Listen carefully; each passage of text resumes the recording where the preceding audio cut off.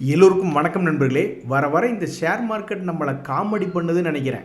இறங்குறதும் ஏறுறதும் இன்றைக்கி காலையில் கூட பாருங்கள், மிக கடும் வீழ்ச்சி. அதுக்கப்புறம் க்ளோசிங்கில் பார்த்தா ஓரளவுக்கு ரெக்கவரி என்பது ஆயிருக்குது. அதுலேயும் நிறையா பேர் என்ன கமெண்ட் போடுறாங்கன்னா, இன்றைக்கி போர்ட்ஃபோலியோ லாபத்தில் தாங்க வந்திருக்கு அப்படின்ற மாதிரி சொல்கிறாங்க. இந்த தகவலை உறுதிப்படுத்துறக்கோ நம்பருக்கோ ரொம்பவுமே உண்மையில் கஷ்டமாக இருக்குது. ஏன் அப்படின்னா, நாம் போய் மிகப்பெரிய இண்டிசஸ்களில் எடுத்து பார்க்குறோம், அதில் எல்லாமே மைனஸாக தான் இருக்குது. ஒரு இண்டிசஸ் கூட உருப்படியாக இன்றைக்கி க்ரீனில் இல்லை. ஒரு செக்டரல் இண்டிசஸாவது எவனாவது உருப்படியாக இருக்கான்னா எவனுமே க்ரீனில் இல்லை. என்னடா இது, ஒரு வேளை இந்த நிஃப்டி டோட்டல் மார்க்கெட்டில் போய் எடுத்து பார்த்தா ஏதாவது மாற்றம் தெரியுமா அப்படின்ற மாதிரி நான் போய் எடுத்து பார்க்குறேன். அங்கே ஒரு மிகப்பெரிய ஒரு விஷயம் என்னென்னா, 241 முக்கியமான 750 பங்குகளில் 241 பங்குகள் இன்றைக்கி ஏறி இருக்குது. ஸோ அதனால் மோஸ்ட்லி சில பேர் ஏறின பங்குகளை கையில் வச்சுருந்துருப்பாங்கன்னு நினைக்கிறேன். நண்பர்களே, இந்த சமயத்தில் போர் நடக்குது. அந்த போர்னால் யாருக்கெல்லாம் ஆதாயம், எந்த செக்டர்களுக்கெல்லாம் ஆதாயம் அப்படின்றத வச்சுட்டு இன்றைக்கி பல்வேறு பங்குகள் மேலே வந்திருக்கான். உங்களுக்கு தெரியாதில்ல, இந்த போட்டியில் எத்தனை பேர் இருந்தாங்கன்னா, இந்த சுகர் செக்டர் இருந்தாங்க. ஏன்னா அவங்களுக்கு எத்தனாலில் டிமாண்ட் வருது அப்படின்ட்டு. சோலார் ரிலேட்டடான பவர் கம்பெனிஸ், இன்னும் எத்தனையோ வகையான பவர் கம்பெனிஸ், அதுபோக இந்த எலக்ட்ரிக்கல் வெஹிக்கிள் தீம் போன்ற கம்பெனிகள், ஆயில் அண்ட் கேஸ் ரிலேட்டடான பங்குகள்னு இந்த ஒரு மாதத்தில் போட்டிக்கு இத்தனை பேர் கலந்துக்கிட்டாங்க. இன்னைக்கு தேதியில் நம்ம போய் பார்த்தோன்னு வச்சுங்களேன், வார் மறுபடியும் கண்டினியூ ஆகும், எந்த விதமான அமைதி ஒப்பந்தமும் ஏற்படவில்லை அப்படின்ற தகவல் வந்த உடனே இந்த ஏத்தர் எனர்ஜி முதல் கொண்டு எத்தனையோ பங்குகள் மேல் நோக்கி ஏறிக்கிட்டே இருந்தான். ஸோ அந்த பங்குகளினுடைய செக்டர்கள் பார்த்தோம்னா, இந்த சுகர் செக்டர், இந்த electric vehicle sector, solar energy sector போன்ற பங்குகள்லாம் ஆயில் அண்டு கேஸை விடவும், ஃபெர்டிலைசர் போன்ற சில செக்டர்களை தவிர்த்து பெருவாரியாக ஏறினது எல்லாமே இந்த சோலார் மற்றும் எலக்ட்ரிக் வெஹிக்கிள் தான். ஸோ இந்த வார் எந்த செக்டருக்கு தொடர்ந்து உதவி செஞ்சுக்கிட்டு இருக்கு, எப்போ உங்களுக்கெல்லாம் எண்டு கார்டே இல்லையா அப்படின்ற மாதிரி இந்த ஏத்தர் எனர்ஜி பங்கெல்லாம் இன்றைக்கி மறுபடியும் 5% ஏறி இருக்குது. எனக்கு என்னமோ வரக்கூடிய ரிசல்ட்டு சீசனில் வச்சாம்பார் எனக்கு ஆப் எனக்கு அப்படின்ற மாதிரி ஏதாவது ஒரு காரியம் இந்த பங்குக்கு நடக்குமா, அல்லது ரிசல்ட் சீசனை வச்சுக்கிட்டு மறுபடியும் மேலே வருமா என்பது பொறுத்திருந்தால் பார்க்கணும். இந்த பங்கு ஏறினது எல்லாமே அந்த பின்புலத்தினால, ஹீரோ மோட்டோ கார்பனுடைய பெயரினுடைய பின்புலத்தினாலையும் ஐபிஓனுடைய கிரேஸ்னாலையும் தான் இந்த பங்கினுடைய வளர்ச்சி என்பது இருந்திருக்கு. அதுக்கப்புறம் அது வெளியிட்டிருக்கக்கூடிய கடந்த 2 ஏர்னிங்ஸ் ரிசல்ட் சீசன் 2லையுமே பார்த்தீங்கன்னா அவனால் எந்த விதமான வருமானமும் இல்லை. இப்போ இந்த மார்ச் மாதத்தில் போர் வந்த ஒரு காரணத்தினால தான் இவன் 600 ரூபாய் ரேஞ்சிலிருந்து இப்போ 900 ரூபாயாக மாறியிருக்கான். இது இந்த எலக்ட்ரிக் வெஹிக்கிள் தீமில் இருக்கக்கூடிய பங்கு மட்டும் இல்லை, இந்த ஓலா எலக்ட்ரிக் பங்கு அதுவுமே இந்த மார்ச் மாதத்தில் 20 ரூபாய், என்னங்க கரெக்டாக தான் பார்க்குறோமா, 20 ரூபாயிலிருந்து 40 ரூபாயா வந்துட்டான். என்ன கொடுமையாக இருக்குது. ஆமாம், 83% ஏறின மாதிரி காட்டுறான் தன்னுடைய லோ ப்ரைஸ்லேருந்து. ஸோ உங்களுக்கெல்லாம் ஒரு எண்டு கார்டே இல்லையாப்பா அப்படின்ற மாதிரி போர் தொடருது அப்படின்ற ஒரு தகவல் வந்த உடனே எந்த செக்டர்களுக்கு உதவி இப்போ சமீபத்தில் ஆயிருக்கு, இந்த ஃபெர்டிலைசர்லேருந்து ஆரம்பித்து ஆயில் அண்ட் கேஸ் ஆரம்பிச்சிருந்து இத்தனை செக்டரில் தொடர்ந்து ஏறிக்கொண்டிருக்கிறது இந்த எலக்ட்ரிக் வெஹிக்கிள் மற்றும் எனர்ஜி ரிலேட்டடான சோலார் எனர்ஜி அது போன்ற பங்குகள் இன்னைக்கு தேதியில் வார் செய்தினால் மேலே வந்திருக்கு. நண்பர்களே, அதே மாதிரி உங்களுடைய மைண்டு பெரும்பாலும் என்ன சொல்லும், ஸ்ட்ராங்கான பங்குகளை வாங்கு அப்படின்ற மாதிரி தான் உங்கள் மைண்டு சொல்லும். ஒரு உதாரணத்துக்கு பார்த்தீங்கன்னா, இந்த ஐசிஐசிஐ பேங்க்லாம் ரொம்ப ஸ்ட்ராங்கான பங்கு. நம்ம இந்தியாவில் இதெல்லாம் டக்குன்னு திவாலாகி வெளியே போச்சுன்னா அவ்வளோதான், நம்ம இந்தியாவில் எவ்வளோ பெரிய பாதிப்பு ஒரு யோசிச்சு பாருங்கள். அந்தளவுக்கு ஸ்ட்ராங்கான பங்கு இந்த ஐசிஐசிஐ பேங்க். சமீபத்தில் என்னாச்சு, மார்க்கெட் சரியில்லைன்னு கடும் சரிவு. அதுக்கப்புறம் அந்த ஏப்ரல் மாதத்தில் யூடர்ன் போட்டிருக்கான் பாருங்கள், கிட்டத்தட்ட 13% ஏறி இருக்கான். இது அந்த பேங்க்லேயே கொண்டு எஃப்டி போட்டு வச்சா கூட ஒரு வருஷத்தில் தரமாட்டான். பட் எனிவே, யாருனாலையும் கரெக்டான லோ கரெக்டான ஹையில் வாங்கி லாபம் புக் பண்ணுறது ரொம்ப திறமையான விஷயம். ஆனால் ஒரு நண்பர் அதை பண்ணியிருக்கார். அவர் என்ன பண்ணியிருக்காப்புலன்னா, இந்த ட்ரம்ப் அவர்கள் என்ன பண்ணுவார்னு எனக்கு தெரியாது. அதனால் வெள்ளிக்கிழமையே நான் நிறையா ஷேர்களை நல்ல லாபத்தில் இருந்திருக்கு. ஒரு ரேட்டு லோ ரேட்டில் நான் வாங்கி வச்சுருந்தேன். நல்லா மேலே ஒரு நல்ல ப்ராஃபிட் வந்த உடனே பல பங்குகளை நான் விற்று விட்டுட்டேன். இனி மறுபடியும் அந்த பங்குகள்லாம் திரும்பி கீழே விழுந்தால் நான் வாங்கிட்டு போகிறேன், என்ன இப்போ கெட்டு போச்சு. ஸோ நம்ம மைண்ட் என்ன சொல்லணுன்னா எப்போவுமே நல்லா ஸ்ட்ராங்கான பங்குகளை தான் வாங்கணும்னு சொல்லும். ஸோ ஒரு பங்கு நம்ம வாங்கணுன்னா அதுக்கு ஒரு 4-5 பங்குகளையாவது எடுத்து எடை போட்டு பார்த்து அதில் எவன் நல்லா இருக்கான், ஒரு வேளை 6 கோடு போட்டுட்டனோ இல்லை ஒரு 5 பங்குகளை எடுத்து பார்த்து செக் பண்ணிவிட்டு அதில் எவனாவது ஒரு ஸ்ட்ராங்காக எவனாவது ஒருத்தனை பிடிக்கும் பொழுது தான் நம்மளுக்கு மிகவும் அருமையான ஒரு லாபம் வர்றதுக்கு வாய்ப்புகள் அதிகம். இங்கே பார்த்தீங்களா, இந்த ஐசிசி பேங்க்கில் ஒரு காலத்தில் கீழே 1 மந்த் லோவில் வந்து விழுந்திருக்கான், 1 இயர் லோவில் வந்து விழுந்திருக்கான் அப்படின்ற செய்திகளெல்லாம் நம்ம இதை பார்த்துக்கிட்டு இருந்தோம். கடைசியில் பார்த்தா எக்கு தப்பாக மார்க்கெட் ஏறும்போது இவனை 13% ஏற்றி விட்ருக்காங்க. இன்னொரு நண்பருமே என்ன சொல்கிறாருன்னா, ஸ்டாக் மார்க்கெட்டில் வெயிட் பண்ணுறது கரெக்டு தான் ப்ரோ. ஜேகே டயர்னு ஒரு ஷேரு, அந்த ஷேரை வாங்கினதுக்கப்புறம் கிட்டத்தட்ட 25%க்கு மேலே அவருக்கு ரேட்டு கீழே போயிருக்கு. அவர் போனால் போயிட்டு போகுதுன்னு சொல்லிவிட்டு அவர் என்ன பண்ணியிருக்காரு, ஜிடிடி ஆர்டர் என்பது ஒரு 20% லாபத்தில் கிடைக்கிற மாதிரி போட்டு விட்டாப்புல. அதுக்கப்புறம் அந்த பங்கை அவர் பார்க்கவே இல்லை, பொறுமையாக விட்டுட்டாப்புல, அப்படியே வெயிட் பண்ணிவிட்டு கம்முன்னு இருந்திருக்காப்புல. கடைசியில் பார்த்தா ஒரு நாள் என்ன ஆச்சு அப்படின்னா அது லாபத்துக்கு விற்று போச்சு. இங்கே பாருங்கள், இந்த ஆர்பிஎல் பேங்க் அப்படின்ற பங்குலேயும் அதே தான் நடந்திருக்கு. அந்த பங்குமே சமீபத்தில் கீழே வந்து விழுந்திருந்தது. செய்திகளை நம்ம என்ன வாசிச்சுக்கிட்டு இருந்தோம் அப்படின்னு பார்த்தோம்னா, ஒரு வருஷத்தினுடைய லோவில் வந்து விழுந்திருக்கு. இனி இதுக்கப்புறம் இது எடுக்க போவது சிங்கப்பாதையா பூப்பாதையா அப்படின்னு பார்த்துக்கிட்டு இருந்த நேரத்தில் மார்க்கெட் தான் 1000-2000 பாயிண்ட்டாக ஏறுறது இறங்குறது ஜம்ப் அடிச்சுக்கிட்டு இருக்கானே. அதனால் இந்த பங்கு என்ன பண்ணியிருக்குன்னா, ஏப்ரல் மாதத்தில் வந்து 1 இயர் லோ அல்லது 6 மந்த் லோ அப்படின்ற மாதிரி வந்து விழுந்துட்டு இவன் கீழே போவானா மேலே போவானா கிட்டத்தட்ட 3 மாதம் கழித்து பார்க்கலாம் அப்படின்ற மாதிரி உட்காந்துக்கிட்டு இருந்தா அவனுங்கெல்லாம் 2 வாரங்களில் தன்னுடைய லோவிலிருந்து மேல் நோக்கி ஏறி வந்திருக்கான். ஸோ அந்த நண்பர் சொல்கிற மாதிரி ஒரு பங்கை எடுத்துட்டு அது என்ன விலை வரணுமோ அந்த விலையை போட்டுட்டு என்னமோ ஆகிட்டு போகுதுன்ட்டு போயிட வேண்டியதான். நம்ம எதுவும் செய்யாமல் இருக்கும் பொழுது மார்க்கெட் செஞ்சிடறான். மார்க்கெட்டில் என்ன பண்ணுறான், 1000-2000 பாயிண்ட்கள் யாருமே எதிர்பார்க்கல. இவ்வளோ பெரிய ஆட்டம் சொயின்னு ஏதாவது பெரிய ஆட்டம் வரும்னு யாராவது ஒருத்தராக எதிர்பார்த்துருக்குமா? கிடையாது. குழந்தைகள் கூட செவுத்தில் கொஞ்சம் அழகாக கிறுக்கி வைக்கும். ஆனால் நம்ம ஸ்டாக் மார்க்கெட் நம்மளை காமெடி பண்ணணும் அப்படின்ற ஒரு நோக்கத்தில் அவன் பாட்டுக்கு கண்ணை மேடிட்டு போயிட்டு வந்திருக்கான். அப்படி போயிட்டு வந்துட்டு இருக்கும் பொழுது பல பங்குகள் 2-3 மாதத்தில் செய்ய வேண்டிய வேலையை 2 வாரங்களில் பல பங்குகள் பண்ணியிருக்கு. இந்த ஆர்பிஎல் பேங்க்கெல்லாம் பார்த்தீங்கன்னா இப்போ 290 ரூபாயிலிருந்து 330 வரைக்கும் போயிருக்கான். அந்த ஐசிசி பேங்க்கு அவனும் 2 வாரங்களில் 13% ஏறி காமிச்சிருக்கான். இந்த நண்பருக்கு ஜேகே டயர் லாபத்தில் விற்று போச்சு. ஸோ கேஷ் இஸ் கிங் நண்பர்களே. ஒன்று நம்மகிட்ட பணம் இருந்து ஒரு பங்கு எடுத்துகிட்டு மறந்துட்டு அது லாபம் வர்றப்ப கொடுத்துக்கலாம் அப்படின்றது நம்மளுக்கு ஒரு பலம். அல்லது இந்த ஆர்பிஎல் பேங்க் போன்ற பங்குகள் மாதிரி எவ்வளவு ஆழத்துக்கு போனாலும் நம்மளுடைய பணபலத்தை உபயோகப்படுத்தி அதை மீட்டெடுத்து வந்துடலாம். இப்போ இவன் பார்த்தா நல்ல பையன் மாதிரி நீங்கள் உங்களுக்கு தெரியும். ஆனால் ஒரு வருஷத்துக்கு முன்னாடி எடுத்து பார்த்தீங்கன்னா 300 ரூபாயிலிருந்து வெறும் 120 ரூபாய்க்கு விழுந்திருக்கான். அப்போ கேஷ் இஸ் கிங்குன்னு சொல்லிட்டு கையில் கேஷ் இருக்கிறப்பெல்லாம் ஆவரேஜ் பண்ணிக்கிட்டே இருந்தவங்களுக்கு 1.5 வருஷம் கழிச்சு இன்றைக்கி ஒரு நல்ல விமோச்சனம். இதில் இன்னொரு விஷயத்தை கவனிச்சிங்களா நண்பர்களே,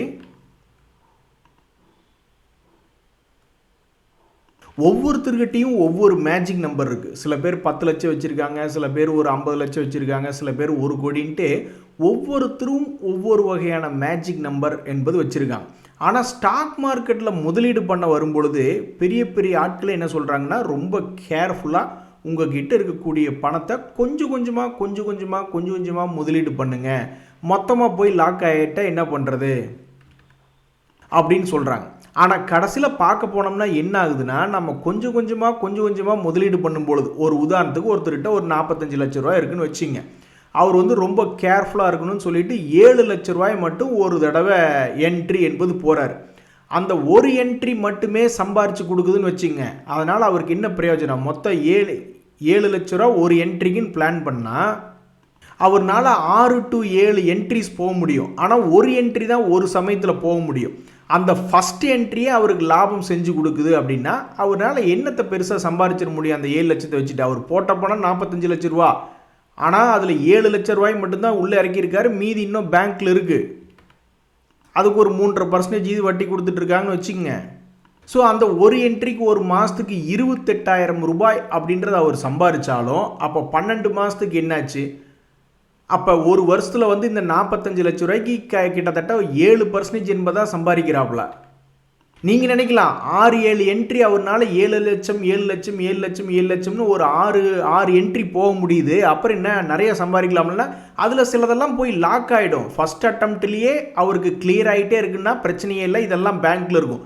ஆனால் சில நேரங்கள் என்ன ஆகும், போய் அந்த என்ட்ரிஸ் எல்லாம் லாக் ஆயிடும். அப்படி லாக் ஆச்சுன்னா எப்போவுமே வந்து ஏதாவது ஒரு என்ட்ரி தான் சம்பாரித்து கொடுத்துக்கிட்டே இருக்கும் ஒவ்வொரு மாதமும்.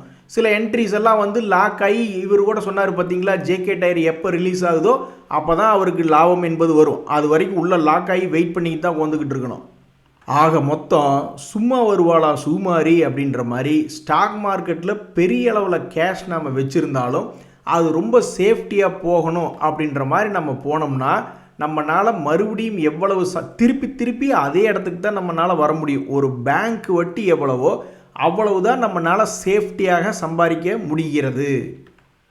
இதுதான் ஜீரோதாவினுடைய ஓனர் அன்னைக்கே கணக்கு போட்டு சொல்லிட்டார். அவர்கிட்ட இருக்கக்கூடிய பல்வேறு ட்ரேடர்களை எடுத்து பார்க்கும் பொழுது அவங்க ட்ரேடிங் பண்ணதை வச்சுக்கிட்டு அவர் என்ன சொல்கிறாருன்னா, பலரால் அந்த பேங்க்கில் கொடுக்கக்கூடிய ஃபிக்ஸட் டேர்ம் டெபாசிட்னுடைய வட்டியை கூட பீட் பண்ண முடியல அப்படின்ற தகவலை அதை வச்சு தான் சொல்லியிருக்காரு.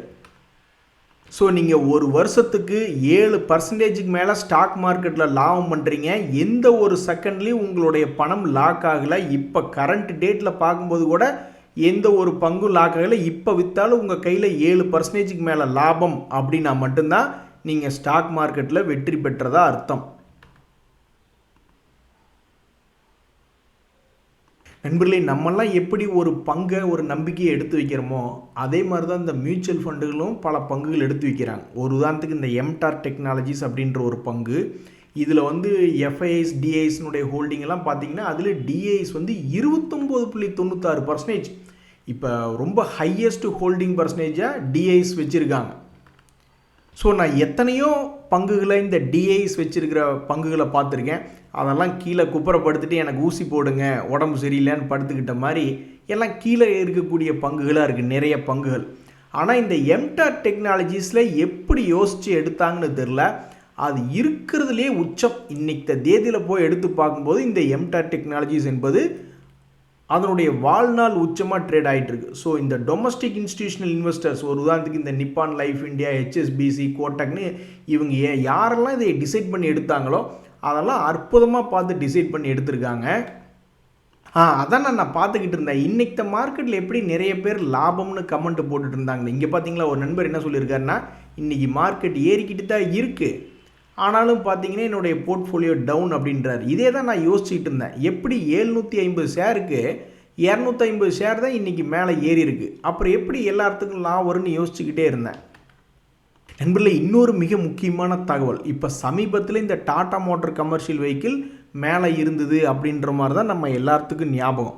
ஸோ வருஷ ஸ்டார்டிங்லேருந்து இந்த வருஷத்தில் எவ்வளவு சம்பாரிச்சு கொடுத்துருப்பாங்கன்னு நீங்கள் நினைக்கிறீங்க? 20%, 40%, ஏதாவது ஒன்று நீங்கள் நினச்சிருப்பீங்க. ஏன்னா அது ஒரு கட்டத்தில் வந்து 500 ரூபா பக்கத்துலலாம் போன பங்கு 505 ரூபாயின்லாம் போயிருக்கான். ஆனால் இப்போ 430 இருக்கான். ஸோ இந்த வருஷத்தில் அது நல்லா சம்பாரிச்சு கொடுத்துருக்கும் அப்படின்ற மாதிரி நீங்கள் நினச்சிருப்பீங்க. ஆனால் ஃப்ளாட்டு வருமானம், அதாவது இந்த வருஷத்தினுடைய ஸ்டார்டிங்கில் 400 ரூபா ரேஞ்சில் இருந்தவன், 430 ரூபா ரேஞ்சில் இருந்தவன் 505 போனான். அந்த சமயத்தில் மிகவும் அற்புதமான வருமானமாக இருந்தது. கடந்த ஒரு மாதத்தில் பார்க்கும்போது எல்லா சம்பாரித்து கொடுத்த அத்தனை வருமானங்களும் போய்விட்டது. ஸோ அடிக்கடி நம்ம நெஞ்சில் தட்டி சொல்லிக்கணும் போல், ஸ்டாக் மார்க்கெட்டில் மார்க்கெட் ரிஸ்க் என்பது இருக்குது. எப்போ வேணாலும் வந்திருக்கக்கூடிய லாபத்தை கும்பா லாபமாக மாற்றி விட்ருவானுங்க அப்படின்ட்டு. வேறு என்ன மார்க்கெட்டில் செய்திகள்னு பார்த்தீங்கன்னா, இந்த அதானி பவர்லாம் இன்றைக்கி 3% ஏறி இருக்குது. இதனால் என்ன ஆயிருக்கு அப்படின்னு நீங்கள் பார்த்தீங்கன்னா, ஃபேக் ரெக்கவரின்னு கூட எடுத்துங்க. கீழே விழுந்த பங்கு சும்மா நம்மளை ஏமாத்துறதுக்காக ஏறுறான் அப்படின்ற மாதிரி கூட இருந்தாலும் கூட அவன் எப்படியோ நம்மளை காப்பாற்றி விட்றான்ல, அதை பார்க்க வேண்டியதாக இருக்குது. அதாவது இந்த அதானி பவரில் என்ன ஆச்சு அப்படின்னு பார்த்தீங்கன்னா, பெரிய அளவில் ஒரு முறை நல்லா அருமையாக சம்பாரித்து கொடுத்தான்.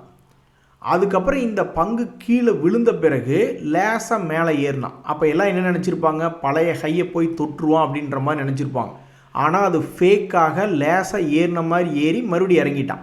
அதாவது ஒரு 10-12% சம்பாரிச்சு தர்றது, ஒரு 20% சம்பாரிச்சு தர்றது அப்படின்னு 2 முறை பண்ணிவிட்டு அடுத்த முறை ஒரு வேளை ஏமாத்துறதுக்காக மேலே போகிறானோன்னு நினச்சிக்கிட்டு இருந்தால் தன்னுடைய வாழ்நாள் உச்சத்தை வந்து மறுபடி தொட்டுட்டான். ஸோ இந்த அதானி பவர் என்பது ஒரு செக்டர் லீடர். இவனுடைய செக்டரில் இதுக்கு அடுத்து தான் டாடா பவர், டொரண்ட் பவர்லாம் வருது. அப்படி இருக்கும் பொழுது ஒரு செக்டர் லீடராக தன்னுடைய 130 ரூபாயிலிருந்து 180 ரூபா வரைக்கும் வந்த ஒரு பங்காக சமீபத்தில் இந்த அதானி பவர் என்பது வந்திருக்கு. ஸோ இந்த கேஏ இண்டஸ்ட்ரீஸ் எல்லாம் அப்படி விளையாட்டுக்காகவாச்சும் மேலே வாங்கலையா அப்படின்ற மாதிரி இந்த கேஏ இண்டஸ்ட்ரீஸ் என்ற பங்குமே தன்னுடைய 5200லிருந்து சரிவடைஞ்சு 4000 வரைக்கும் போயிட்டு இப்போ 4458, ஒரு 10% மட்டும் ஏறிய ஒரு பங்காக இருக்குது. அந்த அதானி பவர் மாதிரி நீங்களும் உங்களுடைய வாழ்நாள் உச்சத்தை ஒரு இடம் வந்து தொடுங்களேன் அப்படின்ற எதிர்பார்ப்பு தான் பல பேர்த்துக்கிட்ட இருக்குது.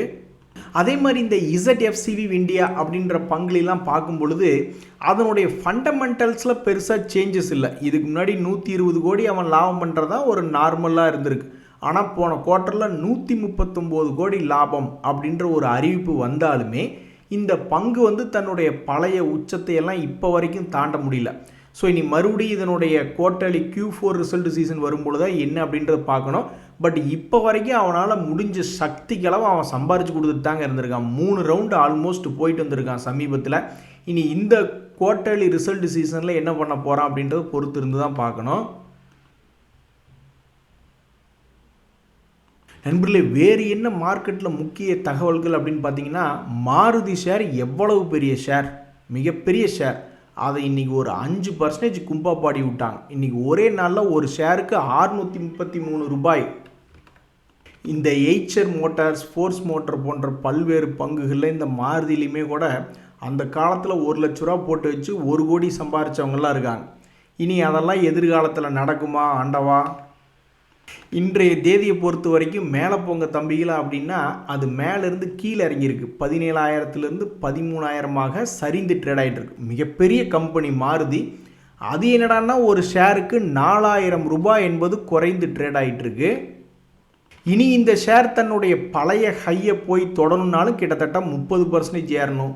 போன வருஷத்தினுடைய லோக்கல் போகிறதுனால அது ஒரு 20-30% இறங்கணும். ஸோ ஒவ்வொரு வருடமும் அல்லது சில வருடங்களுக்கு ஒரு முறை இந்த பங்கு என்ன பண்ணுவானுங்கன்னா கீழே போய் விழுந்துடுவாங்க. அதுக்கப்புறம் வந்து இது போன்ற பங்குகள்லாம் தன்னுடைய பழைய ஹையை திரும்பி பிடிக்குமா இல்லையா அப்படின்னு நிறைய பேர் நம்பிக்கையாக பார்த்துக்கிட்டு இருப்பாங்க.